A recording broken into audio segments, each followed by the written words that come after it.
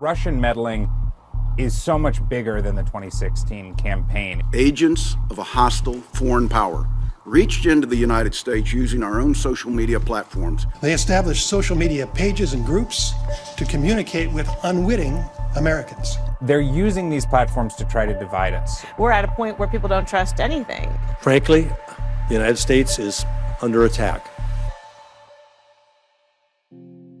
What most people don't realize is the Russians didn't just meddle in the election of Donald Trump, they targeted almost every major American social movement. The defendants and their co-conspirators pretended to be grassroots activists.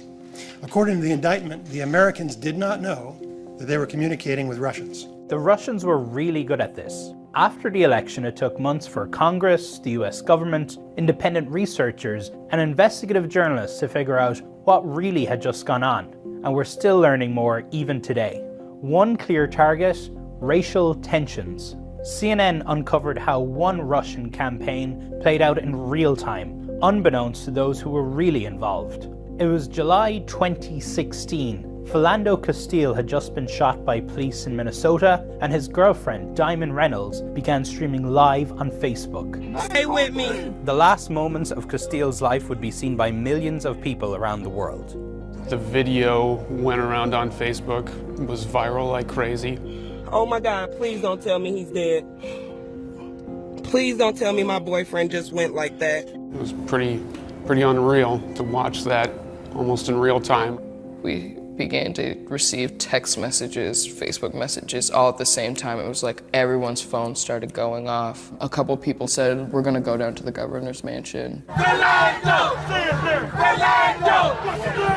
Activists on the ground decided the mansion would be the main site of their protest. But at the same time, a mysterious group called Don't Shoot began organizing a different protest outside the police department where the officer who had shot Castile worked. Where did this organization come from? We're used to actually being reached out to help bring people to the protests. And this was something that literally just came out of the blue. The 4th precinct was in Minneapolis, North Minneapolis, and the governor's mansion is in St. Paul, Minnesota. Two completely different areas with different demographics. Being involved here for the last number of years, I know that there is no organization called Don't Shoot, and so I knew that something was off. I just poked around a little bit, looked at their page, saw that it had thousands of likes. Then I messaged their page. I said, who are you involved with? Who do you have on the ground that's working on setting this up?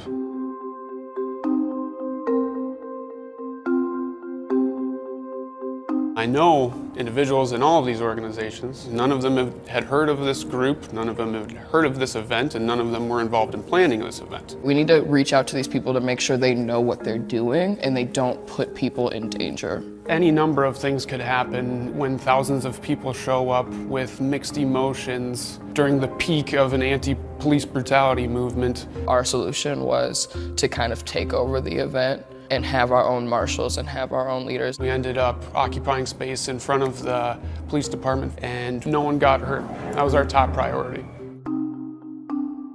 But this was much deeper than just a rogue protest. We got an anonymous tip forwarded to us that stated that their website was registered to some strip mall in Illinois. But no one at the mall knew about the website.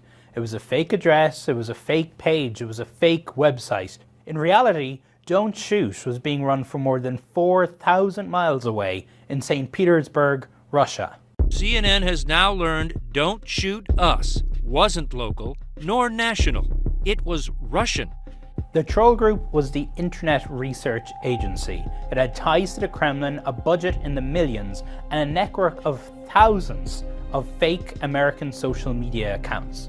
And it only took them a few hours to begin posting about the shooting of Philando Castile. Tell your friends and families about our protest. Notice anything strange about it? This page was actually run from St. Petersburg in Russia. I don't like that at all. Because for one thing, you're using my son's face. You understand what I'm saying? This is my son. God gave him to me. Nobody had the right to take him from me. And then to take such a sad situation and exploit it, no. And for them to use my baby, no,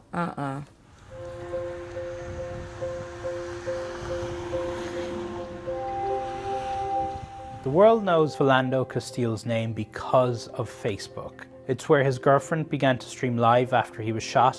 It's where his family and friends turned to organize after he died. But it's also where the Russian troll group would seek to exploit the tragedy.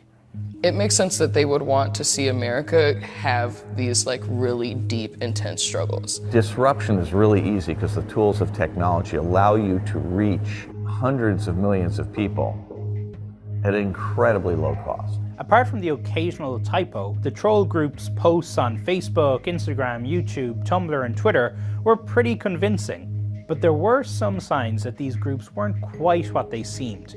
The fake Russian page was called Don't Shoot, named after an earlier Black Lives Matter slogan. Don't shoot! When Mike Brown was first killed, a lot of people were saying, hands up, don't shoot. People weren't chanting, hands up, don't shoot anymore at that point. In one instance, we found Cyrillic characters, a Russian word embedded in the metadata of a document that Don't Shoot had distributed. Cyber experts told us that this was an indication that the computer where the document was created was running the Russian language. On other posts, they kept using the wrong type of punctuation mark, like here, where they use a backwards apostrophe. It turns out a lot of Russian keyboards don't have the standard apostrophe that's used in the English language. But overall, the Russians were really good at doing this. According to US investigators, staff at the Internet Research Agency would have regular check-ins with their managers to see if their posts looked and sounded American enough.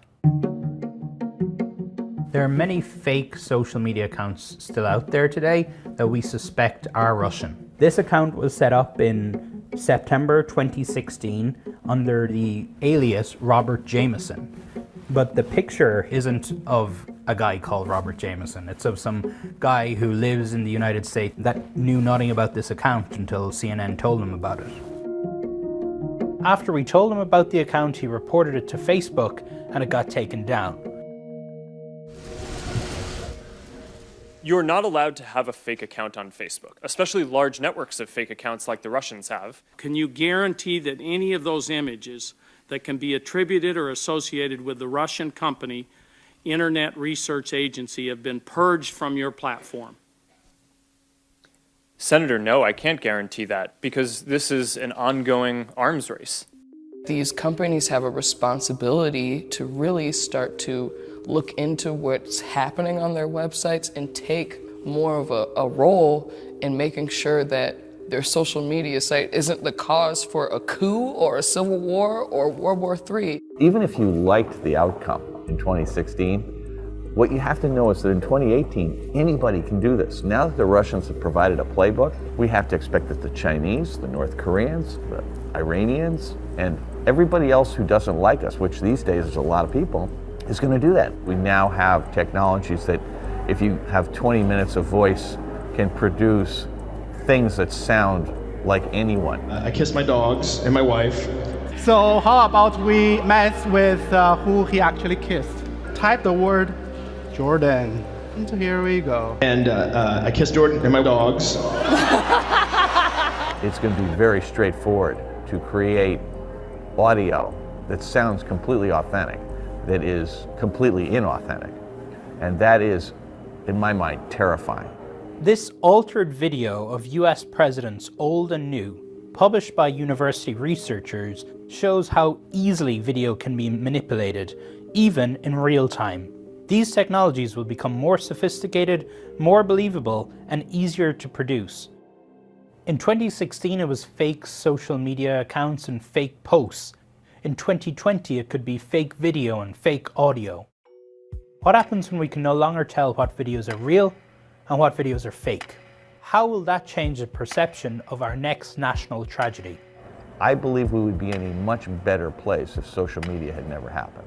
We had no idea when they came out that they could be used to manipulate politics or public opinions. We thought it was just another way to share photos and connect with people from high school. We expect Russia to continue using propaganda, social media, false flag personas, sympathetic spokesmen, and other means to to influence to try to build on its wide range of operations and exacerbate social and political fissures in the United States. It's really hard to stop, and I think stopping it is not the most likely case. I think the thing we can do as citizens is make sure that we're well prepared, be more suspicious of things that confirm our biases. The Russians fooled a lot of us in 2016. Clearly, as a society, we need to be more wary of what we see online and determine post by post what's real and what's fake.